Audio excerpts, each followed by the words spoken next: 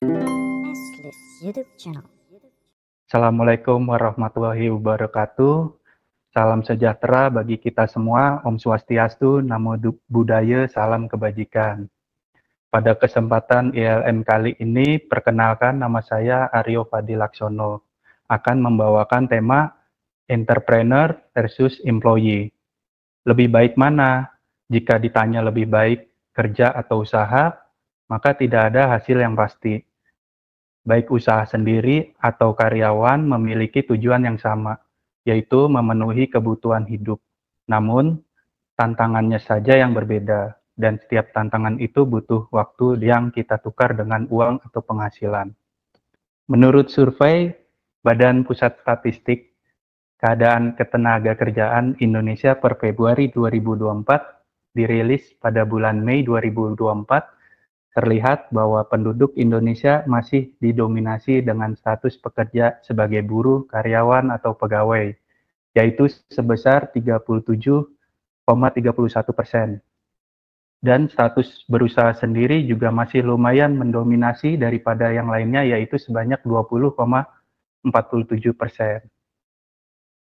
Jika dilihat dari keadaan tenaga kerjaan di Indonesia Februari 2024, di tingkat pengangguran terbuka TPT, yaitu adalah di Februari 2023 adalah 5,45%, dan di Februari 2024 yaitu 4,82%. Hal ini menjadi fakta yang menarik kalau menjadi employee ataupun entrepreneur mampu menurunkan angka pengangguran di Februari.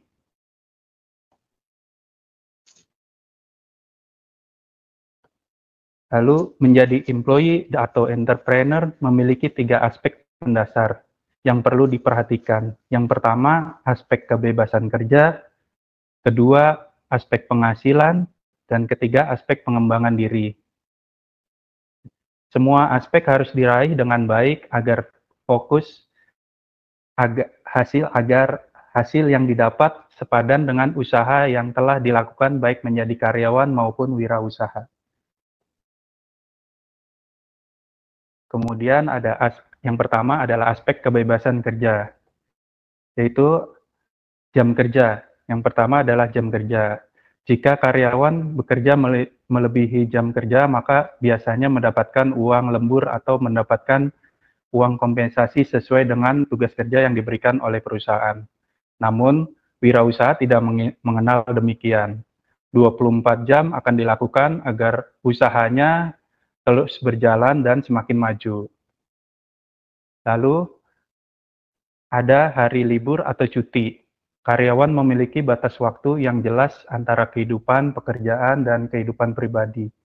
Maka karyawan sudah jelas kapan hari libur dan kapan mengajukan cuti, walaupun harus memperoleh persetujuan terlebih dahulu oleh perusahaan. Berbeda dengan wirausaha yang memiliki waktu fleksibel. Dia bisa menentukan sendiri jam kerja, hari kerja, dan hari libur. Karena pada dasarnya, wirausaha adalah pemilik usaha, sedangkan yang menjalankan operasional usahanya adalah karyawan atau stafnya.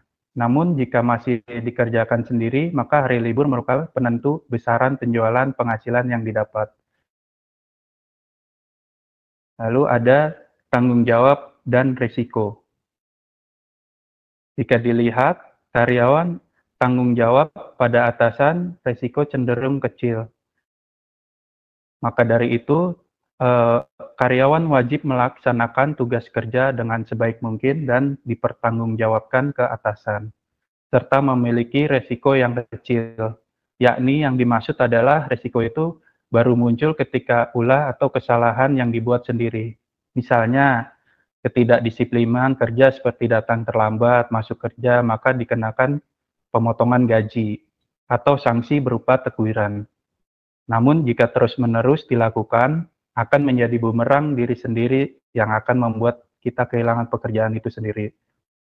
Namun jika dilihat dari wirausaha, tanggung jawab pada usaha dan karyawan yaitu cenderung resikonya lebih besar. Nah, seorang wirausaha merupakan owner dari usahanya sendiri, sehingga memiliki tanggung jawab pada seluruh hal yang berkaitan dengan usahanya. Berlangsungan bisnis, customer, klien, hingga seluruh karyawan. Dan resiko cenderung besar karena jika salah mengambil langkah, bisnis bisa hancur, bangkrut, ditambah lagi berbagai masalah lainnya, contohnya pembayaran hutang usaha, pemenuhan hak karyawan, kehilangan modal usaha, dan sebagainya. Belum lagi harus dihadapi resiko persaingan antara pelaku bisnis yang lebih luas. Lalu ada aspek penghasilan. Kalau dilihat dari uang, penghasilan karyawan tetap diterima setiap bulannya, sementara wirausaha cenderung fluktuatif, bisa sangat rendah atau bisa sangat tinggi. Nah, lalu dilihat dari pinjaman bank.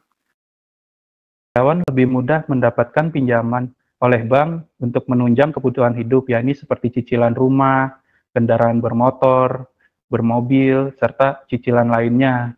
Dikarenakan penghasilannya yang stabil beserta bukti slip gaji membuat bank berani memberikan pinjaman kepada karyawan. Lain halnya dengan wirausaha yang tidak dapat dibuktikan bahwa penghasilannya cukup atau tidak dan bisa dikatakan mampu membayar cicilan ke bank. Lalu dilihat dari ragam kewajiban. Karyawan dengan mudah menyesuaikan pengeluaran kewajiban sandang, pangan, papan sesuai dengan penghasilan yang diterima. Namun, wirausaha sulit menyesuaikan kewajiban tersebut karena harus membayar kewajiban lain seperti membayar sewa tempat usaha, membayar biaya operasional, dan gaji karyawan. Bahkan harus diputar kembali untuk modal usaha. Seperti contohnya, kita punya gaji 3 juta, jika karyawan bisa digunakan 3 juta untuk membeli pakaian, beras, dan cicilan kendaraan.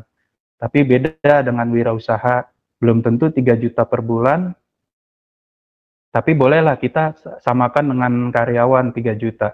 Tapi 3 juta tersebut tidak bisa digunakan seluruhnya karena harus dibagi-bagi atau dipikirkan matang-matang antara membeli pakaian atau membayar sewa lapak usaha dan juga harus menyisakan untuk membayar gaji karyawan. Lalu dilihat dari aspek pengembangan diri, pencapaian. Karyawan memiliki jenjang karir dan kesuksesan dengan mengikuti kompetisi atau kesempatan asesmen yang diberikan oleh perusahaan. Jika karyawan akan dapat meraih jenjang karir yang diimpikan. Berbeda dengan wirausaha yang tidak memiliki jenjang karir melainkan berproses. Misal berproses dari awal hanya laku 10, sebulan kemudian bisa laku 20, sebulan lagi kemudian bisa laku 30, seterusnya. Dan awalnya hanya satu kulkas, beberapa bulan kemudian bisa membeli freezer yang besar untuk bahan baku yang bertambah banyak. Jualan awalnya mengerjakan sendiri, beberapa bulan kemudian bisa hire pegawai. Hal tersebut memang sebuah pencapaian bagi wirausaha karena bisa menciptakan lapangan pekerjaan. Lalu kalau dilihat dari karakter building, karyawan dituntut bekerja sama baik oleh perusahaan agar terciptanya kenyamanan di tempat kerja. Tapi wirausaha justru harus menjadi leader untuk menciptakan sistem kerja tim yang baik serta harus mengetahui watak dan perilaku antar pegawai yang dimiliki agar usaha tersebut bisa berjalan lancar. Dan wirausaha nggak ada work-life balance.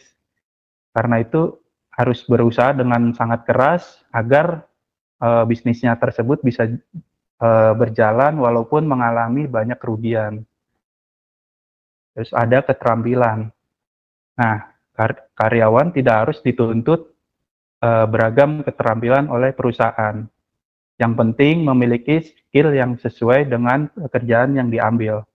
Tapi tidak menjadi wirausaha dituntut untuk serba bisa dan memiliki banyak ide kreatif, mulai dari jadi HRD, finance, sales, purchasing, bagi digital marketing, chef, dan operasional. Oleh karena itu, wirausaha dituntut kreatif dalam menyalurkan hobi dan beragam keinginan customer. Kalau bisa keduanya, mengapa harus memilih? Karena menjadi karyawan dan wirausaha yang sukses dibutuhkan komitmen dan disiplin yang baik. Nah, untuk meraih sebuah mimpi, maka jangan takut bermimpi. Ketika mimpi dipikirkan, maka akan berubah bentuk menjadi rencana. Ketika rencana diucapkan, akan berubah bentuk menjadi sebuah komitmen. Komitmen ketika dilakukan secara terus, fokus, dan kerja keras, maka akan menjadi sebuah kenyataan. Nah, setiap satu langkah yang kita lakukan bisa merubah mimpi menjadi kenyataan. Implementasi sebagai wirausaha. Ini saya share sedikit ya pengalaman saya yang memutuskan untuk tidak memilih antara keduanya. Karena kalau bisa keduanya, kenapa kita harus memilih? Tapi yang pasti dibutuhkan komitmen yang besar untuk menjalani keduanya. Nah, ini berikut implementasi saya selaku karyawan dan wirausaha. Awalnya memang harus direncanakan dengan matang, jangan sampai modal nekat. Awalnya pun sangat sulit dan banyak keraguan. Saya coba share bagaimana membangun dan mempertahankan sebuah usaha kecil seperti berjualan. Berikut dokumentasi saya sebagai wirausaha yang baru berjalan 1 tahun ini dengan jumlah karyawan baru 2 orang. Nah, tips and triknya untuk memulai usaha, pastinya dipikirkan apa impian kita. Mau usaha apa, jualan apa kira-kira. Lalu jika udah tahu, maka segera implementasi dengan membuat logo yang orisinil. Jangan kita buat yang plagiat gitu sama dengan orang lain. Gitu. Lalu selanjutnya memikirkan kemasan. Karena kemasan merupakan representasi dari makanan yang akan disajikan atau dijual. Di dalam kemasan terdapat alamat, nomor telepon, Instagram, dan juga saran penyajian. Lalu buatlah kemasan yang menarik agar pelanggan merasa puas dari segi estetika. Dan daftarkan usaha kita dengan transaksi digital yang jelas dan terpercaya. Lalu yang terakhir, pembuatan Instagram, media sosial. Mengapa hal ini penting? Sosial media, karena ini akan menjadi portofolio usaha kecil kita agar dilihat dan dikenal banyak orang. Pembuatan konten digital sangat diperlukan untuk era digital saat ini. Serta tidak lupa untuk mendaftarkan usaha kecil kita di merchant seperti GoFood, GrabFood agar pelanggan dapat menjangkau usaha kecil kita. Lalu ada wirausaha berproses. Seperti yang saya sampaikan di awal tadi bahwa perbedaan karyawan memiliki jenjang karir, namun wirausaha tidak. Wirausaha menyebutnya dengan proses. Awalnya seperti dilihat ini menunya hanya sederhana. Lalu setelah setahun kemudian bisa berproses menciptakan variasi menu tambahan lainnya seperti di sini gambarnya. Lalu tips and trick selanjutnya, aktif mengikuti pameran festival di mana kita bisa dikenal banyak orang dan boleh juga kita ikut serta dalam sebuah komunitas agar terjalin relasi yang baik serta dapat bertukar informasi yang bermanfaat untuk usaha kita yang kita sedang rintis. Lalu tips and trick lainnya juga bisa membuat promo menarik ketika dirasa ada suatu momen. Hal tersebut dapat menambah rasa ketertarikan pada pelanggan pada usaha kita.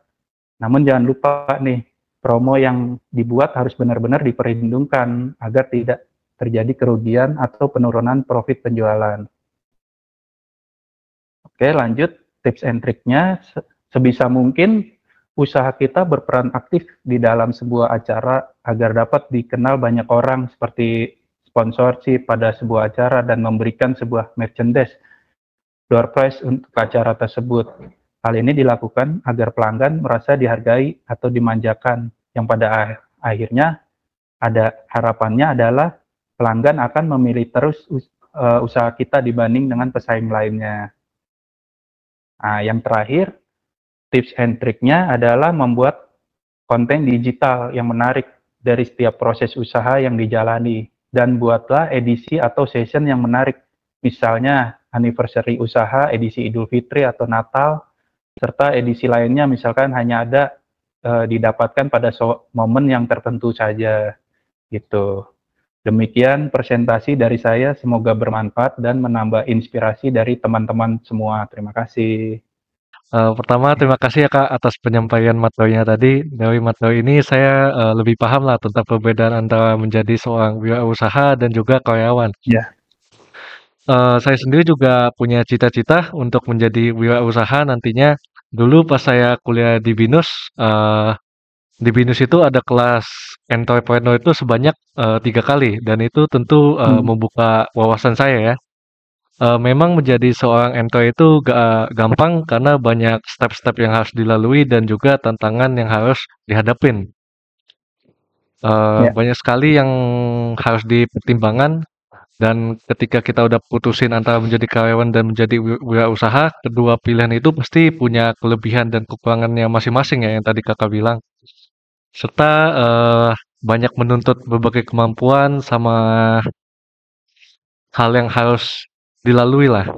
Sebagai karyawan, pasti kita mencari, pastian pendapatan sama manfaat yang lain ya, seperti yang tadi Kakak bilang kesehatan hmm, sama urusan lainnya lah lebih gampang.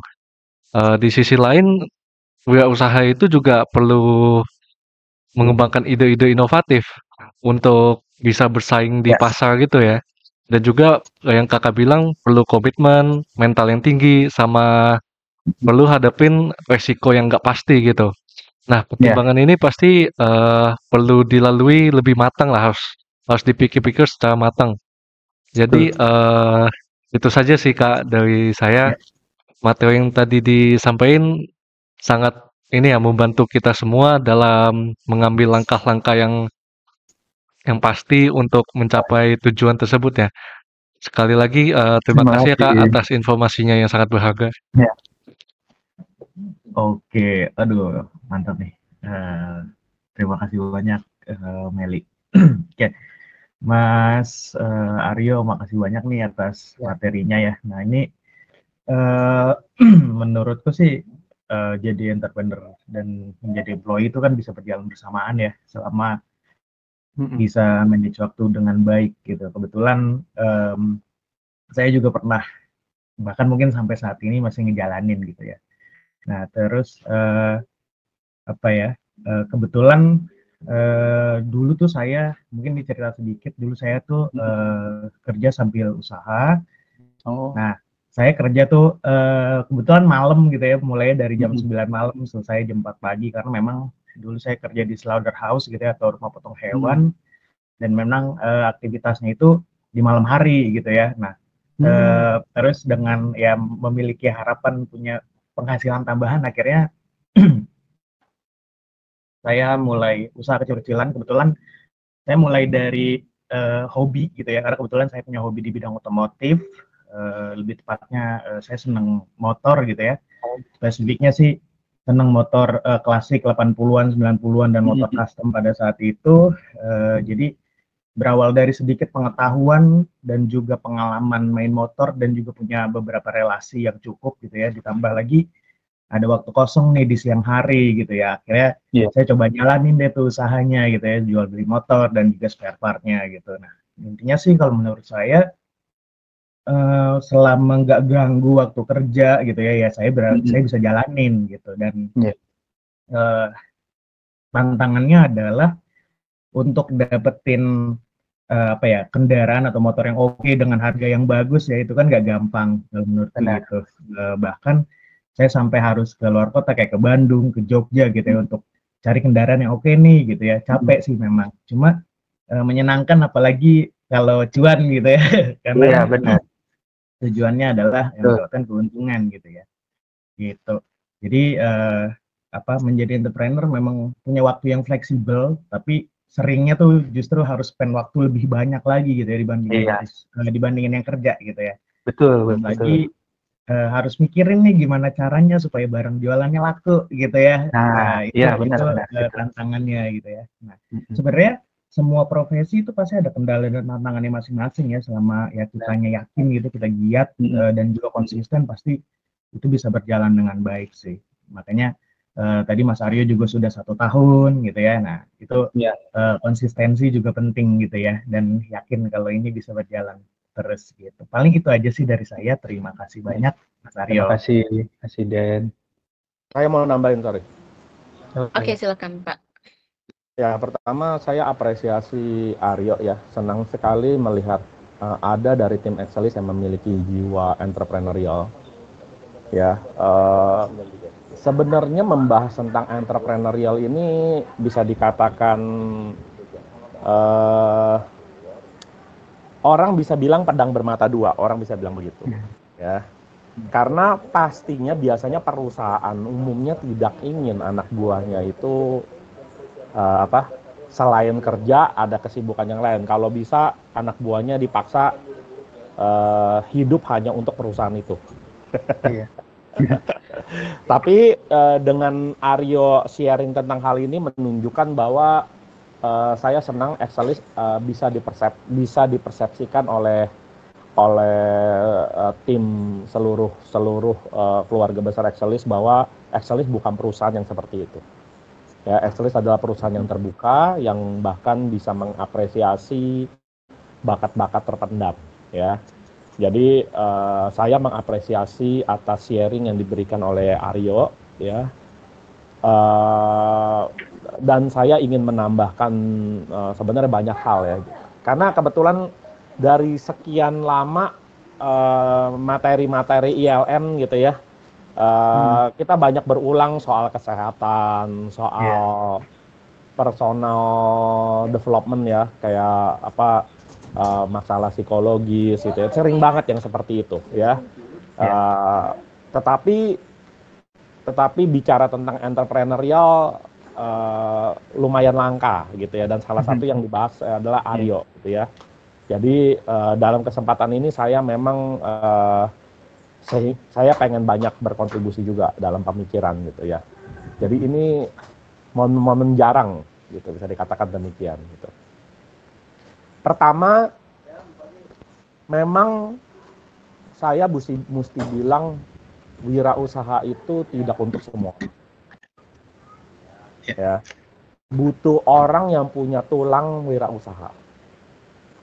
Gitu. Banyak orang berkeinginan menjadi wirausaha, tapi tidak semua orang akhirnya mampu untuk mewujudkan mimpinya menjadi seorang wirausahawan. Itu yang saya mesti sampaikan dulu. Kenapa? Karena wirausaha itu adalah jalan yang terjal dan penuh berliku. Ya. Yang selalu kita lihat itu kan yang sukses. Benar. Gitu. Tapi berapa banyak rasio yang sukses dibandingin yang gagal?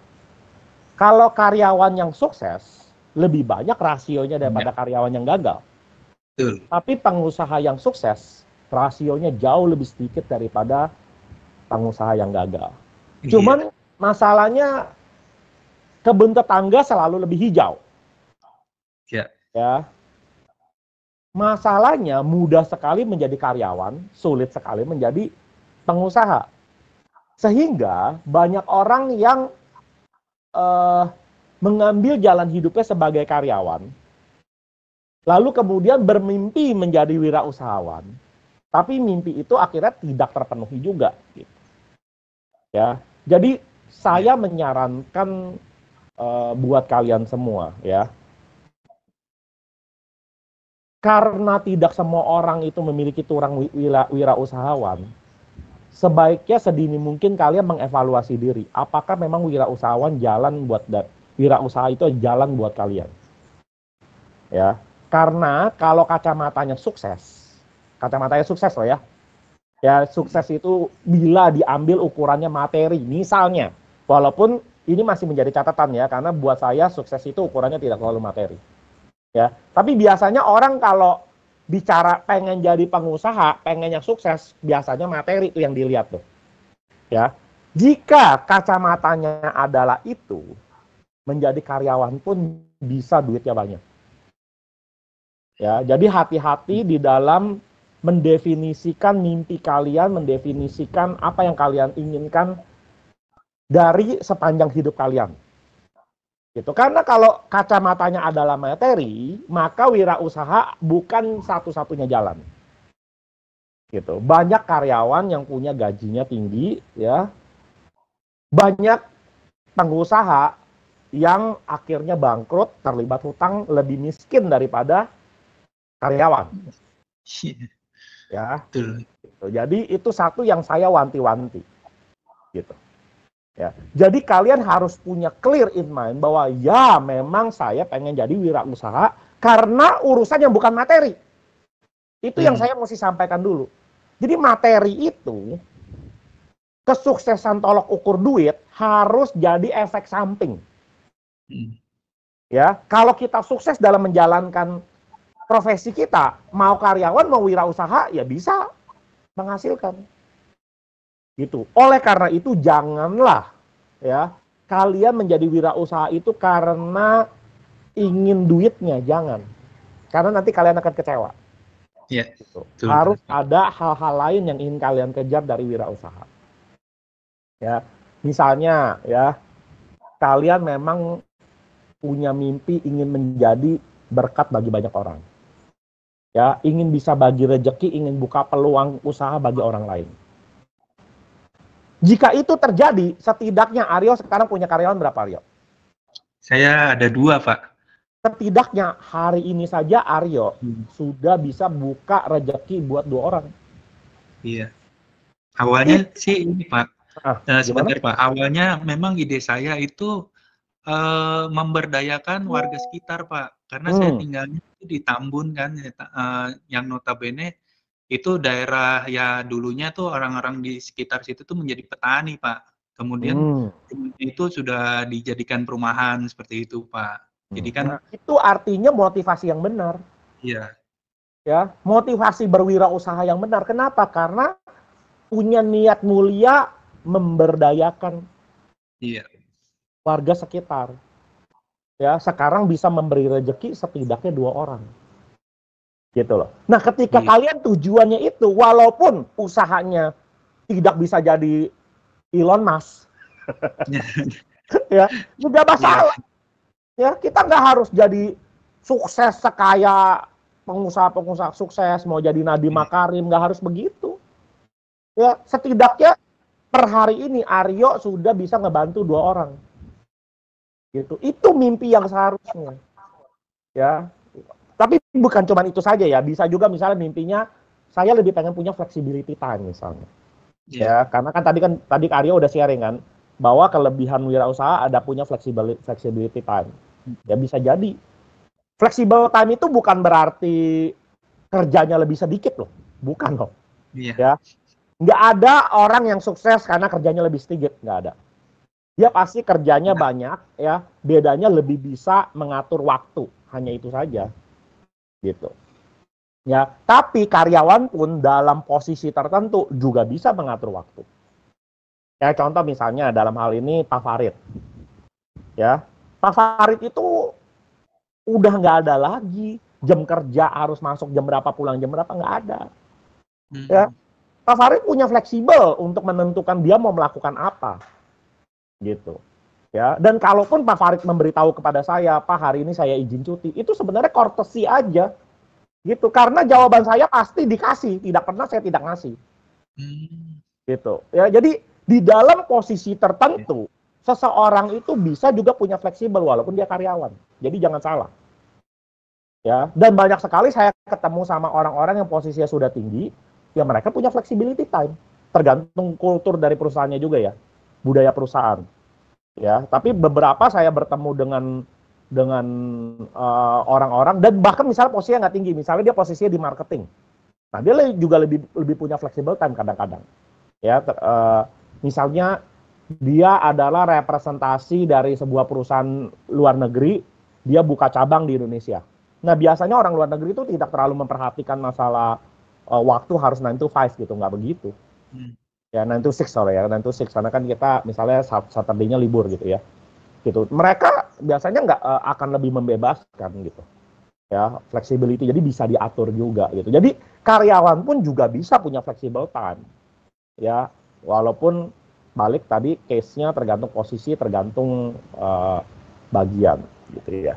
Nah, jadi itu yang saya mesti ingatkan kepada kalian semua. Kalau kalian memang atau passion, panggilan di dalam diri. Ya, memang saya bukan bermaksud untuk bagi rezeki banyak orang misalnya. Saya bukan mengejar fleksibel, tapi saya pengen punya karya. Gitu. Saya pengen punya jejak karya yang saya tinggalkan ini sebuah usaha. Bisa juga seperti itu. Jadi banyak motivasi lain selain materi untuk seseorang jadi wirausaha. Nah, kalau kalian punya itu, boleh kalian mempertimbangkan jadi wirausaha. Tapi jika kalian tidak punya itu, jangan ikut-ikutan kebun tetangga lebih hijau. Ya, kelihatannya kalau punya usaha lebih keren. Kelihatannya kalau saya jadi pengusaha lebih keren. Jangan begitu. Jangan-jangan kalian memang bukan untuk itu gitu loh. Ya, karena orang itu harus mendefinisikan tujuan hidupnya apa. Ya, jadi setiap orang tuh harus punya definisi tujuan hidup. Gitu ya. Nanti bagian dari tujuan hidup itu berbentuk dengan apa pekerjaan yang saya lakukan, apakah menjadi karyawan, apakah jadi pengusaha, apakah jadi freelancer, ya macam-macam. Ya, jadi itu pesan saya yang pertama. Ya, terus pesan yang kedua, ya, ketidakstabilan yang terjadi membuat wirausaha itu jalan yang sangat mengerikan sebenarnya.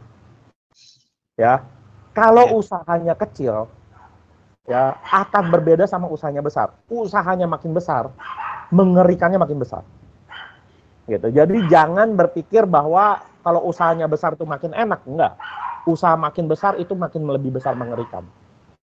Jadi hati-hati dengan apa yang kamu inginkan. Be careful what your wish gitu loh. Ya, hati-hati gitu ya, karena dan belum tentu juga mental kalian siap untuk itu.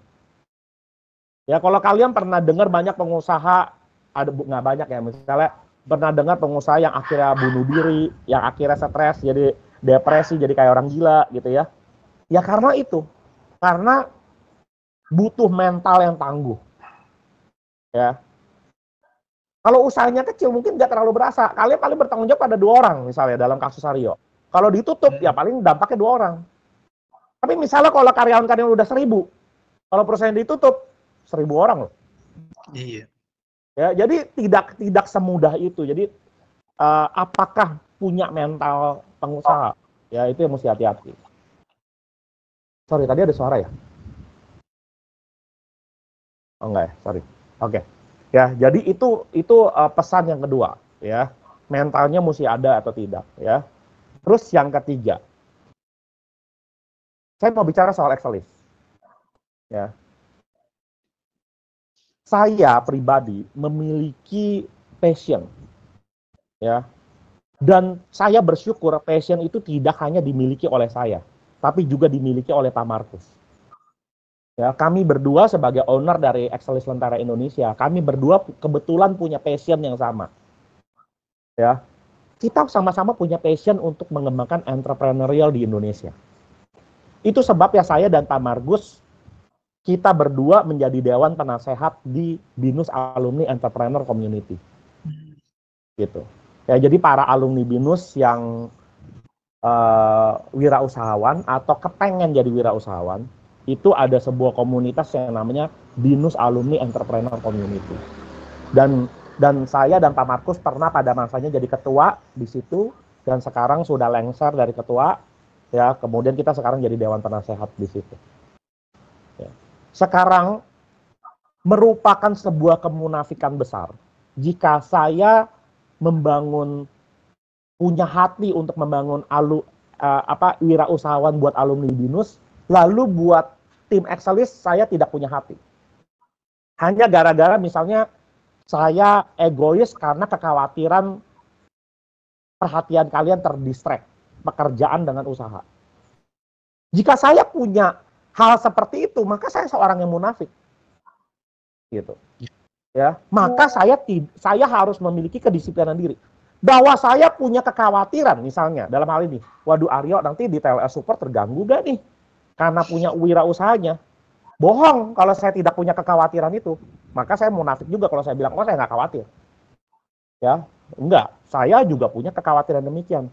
Tetapi kekhawatiran saya, ya, tidak boleh mengalahkan mimpi saya.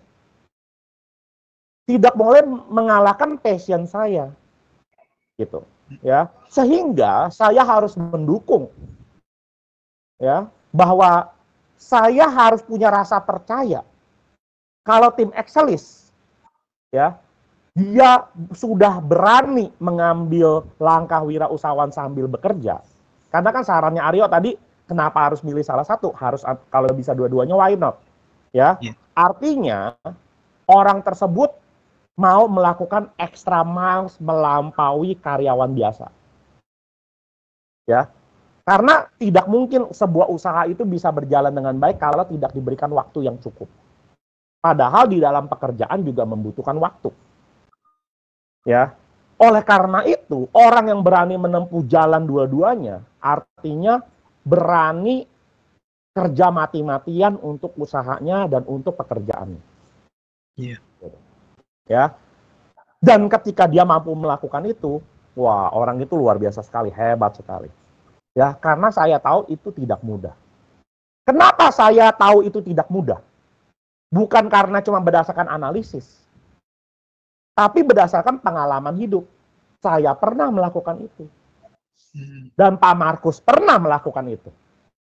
Jadi, saya bilang, sebuah kemunafikan ketika misalnya saya melarang karyawan Excelis untuk punya usaha misalnya, karena khawatir kerjaannya terganggu, tapi saya sendiri melakukan dulu. Tapi Pak Markus sendiri melakukan dulu, itu sebuah kemunafikan. Dan saya tidak mau. Tapi saya tahu, ya, bahwa saya dulu bisa melakukan dengan baik. Terbukti apa? Terbukti waktu saya berhenti bekerja, atasan saya menahan saya. Berarti atas usaha yang saya punya, usaha sampingan yang saya punya, itu terbukti tidak mengganggu pekerjaan saya. Kenapa? Karena atasan saya menahan saya. Ya. Dan atasan saya menahan saya itu tidak main-main. Saya ditahan 1 tahun kemudian. Waktu saya mengajukan berhenti, Pak, saya ingin fokus kepada usaha saya. Ya, atasan saya itu menahan saya dengan berbagai macam cara, ya, nanti di kemudian hari saya bisa cerita detailnya, ya. Yang intinya saya harus bertahan 1 tahun lagi. Saya ini bukannya punya one man notice. Karena kan biasa kalau berhenti ada namanya one man notice, ya. Iya. Cantuman atau terima notice. Kalau di Excelis untuk karyawan permanen terima notice. Ya. Tapi 1 year notice. Nah, kalian bisa bayangin coba. Sebegitu perusahaan minta, atasan saya minta saya tetap bertahan lagi dibuat perusahaan. Ya, itu menunjukkan bahwa saya tidak main-main dengan pekerjaan saya juga. Saya mampu menjaga usaha pekerjaan saya. Gitu ya. Nah, itu yang kemudian menjadi hal yang harus diperhatikan buat kalian yang mau mengambil jalur berat, ya, jalanin usaha dan jalanin pekerjaan, gitu, ya, karena kita yakin kalian mampu sebenarnya, tinggal masalahnya mau bekerja keras atau tidak, ya, karena dua-duanya membutuhkan perhatian, ya, itu hal yang ketiga yang saya mau sampaikan, hal yang keempat, ya, karena Excelis menghargai jiwa entrepreneurial, ya. Maka bahkan Excelis memiliki sistem yang namanya intrapreneurship. Jadi bukan entrepreneurship lagi, tapi intrapreneurship. Intrapreneurship itu apa? Bahkan kita membuka kesempatan buat karyawan Excelis bergabung bersama untuk membangun usaha bareng-bareng. Ini bukan lip service loh. Itu bukan lip service. Beneran. Bikin perusahaan, memiliki saham di dalamnya, ya, dan itu sudah terjadi. Ya, ada Pak Farid, ada Koti, ya, dulu ada Korayan, ya, ada Ko Freddy, ya, itu adalah contoh-contoh orang-orang yang sudah diberikan kesempatan intrapreneurship, dan kita membuka kesempatan itu untuk yang lainnya. Tapi catatannya, ada catatan, ya, karena kalau Excelis masuk ke intrapreneurship, kita itu M-nya juga bukan skala bisnis yang masih UMKM itu, gitu loh. Ya. Gitu. Jadi ada skalanya, gitu loh. Nah, skalanya yang selevel dengan posisinya. gitu. Jadi di kita ya, kita akan mengencourage entrepreneurship untuk orang-orang memang sudah terbukti memang menjadi kepercayaannya Excelis. Karena bangun usaha itu tidak mudah, sulit sekali. Tantangannya berat. Jadi mesti orang-orang yang terbukti bekerjanya bagus luar biasa, ya, sehingga mendapatkan kepercayaan Excelis, memegang posisi kunci, gitu loh. Nah, di posisi kunci itulah yang kemudian jika punya jiwa entrepreneurship, jangan nyari kemana-mana, bareng sama Excelis. Gitu. Maka kenapa kita sekarang punya Excelis Tangan Nusantara, kita punya Excelis Edukasi Indonesia, kita punya Adaptis Consulting, ya, dan kita punya beberapa perusahaan lainnya, itu adalah untuk menampung aspirasi, gitu. Ya, visi saya dan Pak Markus akan ada masanya. Excelis ini tidak lagi kita yang memegang. Ya, kita bantu dalam sisi mentorship aja. Yang memegang siapa? Ya kalian. Kita butuh kalian menjadi future leader. Oleh karena itu, ya, kembangkanlah diri kalian sehebat mungkin. Ya, jago teknikalnya, jago interpersonalnya, jago intrapersonalnya, bangun kemampuan leadership sehingga kalian dipercaya megang posisi-posisi penting. Gitu loh. Ya. Kita butuh banyak future leader dengan mimpi besar Excelis. Kita butuh banyak future leader. Gitu loh. Nah, ketika kalian udah menjadi orang yang dipercaya, pada masa itu kesempatan akan selalu muncul karena semangatnya Excelis adalah growth. Bahkan dari namanya Excelis sendiri. Excelis sejak didirikan, kan namanya nggak main-main, Excelis. Acceleration Specialist. Ya, kita mengakselerasi. Gitu loh. Ya, Acceleration Specialist Lentera, Excelis Lentera Indonesia. Lentera itu apa? Menjadi cahaya bagi Indonesia. Menjadi terang. Itu adalah mimpi yang kita taruh di dalam sebuah nama. Yang kita punya value, yang terang tadi Lentera itu masuk ke base value B yang pertama, being the light. Gitu loh. Nah, masalahnya apakah semua insan Excelis menghidupi value itu? Ya, pekerjaan itu tidak mudah, tantangannya berat. Ya, dan di dalam menghadapi tantangan, menghadapi stres, menghadapi teman-teman yang mungkin belum nyampe value-nya, kita mudah sekali ke distract sehingga ikutan tidak memiliki value. Nah, berbahaya. Makanya value-nya harus dipertahankan. Gitu loh. Ya, percayalah, ya. Manajemen Excelis ya selalu memperhatikan orang-orang. Orang-orang yang pegang value, orang-orang yang kerjanya baik, ya, itu selalu diperhatikan. Gitu loh. Ya, kita itu punya mekanisme manajemen meeting, ya, punya mekanisme selalu berkomunikasi untuk memperhatikan setiap individu yang ada di Excelis. Gitu. Ya, maka kesempatan itu akan muncul satu persatu, gitu. Ya, sehingga jika nanti akhirnya kalian yang bekerja baik lalu kemudian ternyata punya jiwa entrepreneurship, nggak usah jauh-jauh kemana-mana, bareng sama Excelis. Ya, kira-kira itu. Ya, buat Aryo, ya, terus pertahankan jiwa entrepreneurial. Saya mendoakan usaha kamu juga bagus, sukses. Ya, mungkin akan waktu misalnya berada pada suatu level tertentu, kita bisa bekerja sama. Ya, sangat memungkinkan. Ya, sementara kita dukung usaha Aryo. Saya ada pesan sama HRD, ya. HRD juga tadi bantu mengingatkan gitu ya. Kalau ada event-event tertentu, coba order sama Aryo ya. Biar kita bisa merasakan produknya Aryo gitu ya. Seperti itu. Oke, itu aja masukan dari saya. Thank you.